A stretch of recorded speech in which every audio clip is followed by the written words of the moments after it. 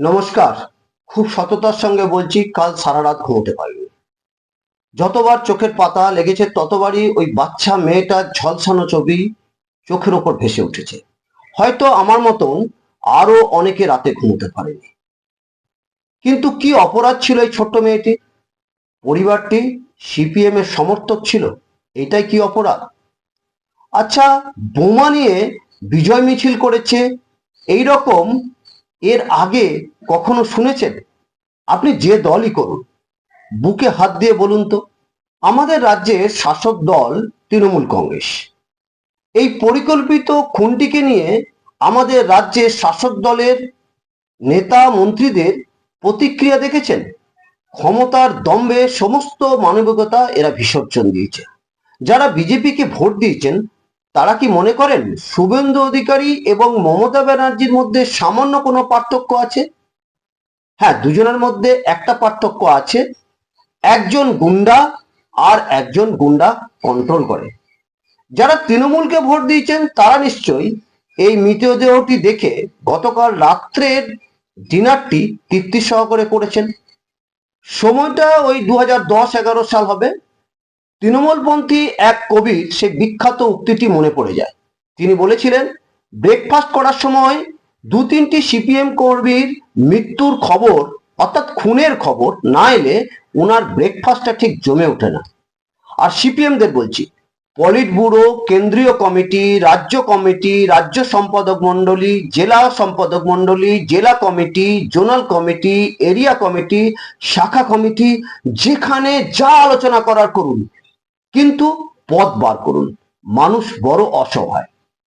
মিডিয়াতে যাই বলা হোক, কান পাতলে শুনতে পাবেন আজও লোক সিপিএম পার্টিকে বিশ্বাস করে। শুধু আপনারা মানুষের কাছে পৌঁছাতে পারছেন না। হ্যাঁ, সন্ত্রাস একটা কারণ, কিন্তু বলুন তো, সিপিএম পার্টির বেড়ে ওঠা সন্ত্রাসের মধ্যে দিয়ে, তাহলে আজ কেন সন্ত্রাস অন্তরা হয়ে উঠছে? কেমন করে আপনারা মানুষের কাছে পৌঁছাবেন তার পরিকল্পনা করার দায়িত্ব আপনাদের।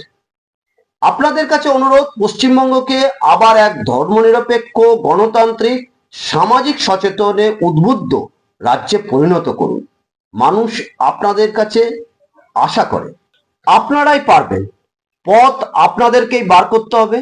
এই মুহূর্তে পশ্চিমবঙ্গকে সাম্প্রদায়িকতার হাত থেকে দুর্নীতিমুক্ত করতে, এক অরাজক পরিস্থিতির অবসান ঘটাতে আপনাদেরকে দরকার। বলতে বাধ্য হচ্ছি, আপনারা সে দায়িত্ব পালন করতে ব্যর্থ হচ্ছেন।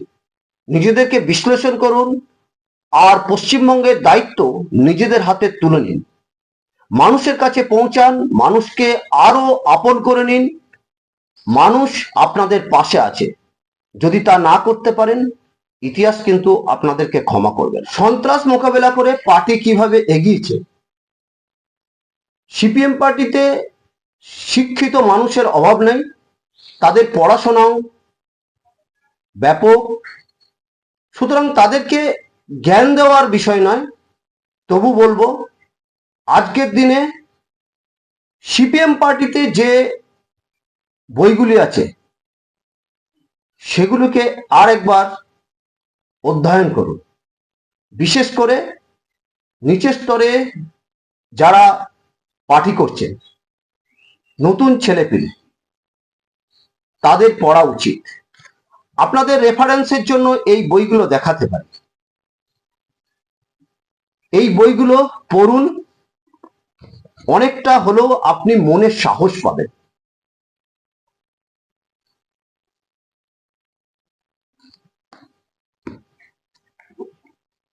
এইগুলোই সেই সময় হচ্ছে যে সন্ত্রাস মোকাবিলা করার পদ্ধতি কি ছিল সেটা আপনাকে কিছুটা হলেও সাহায্য করবে। পশ্চিমবঙ্গের দুর্নীতি, চৌর্যবৃত্তি, গুন্ডারাজ, কাটমানি ইত্যাদি সারা কিছু দেখে এবং গতকালের ঘটনাটি দেখে সত্যি কথা বলতে এই ভয়াবহ পরিস্থিতির জন্য দায়ী যারা তৃণমূলকে ভোট দিয়েছেন, তারা।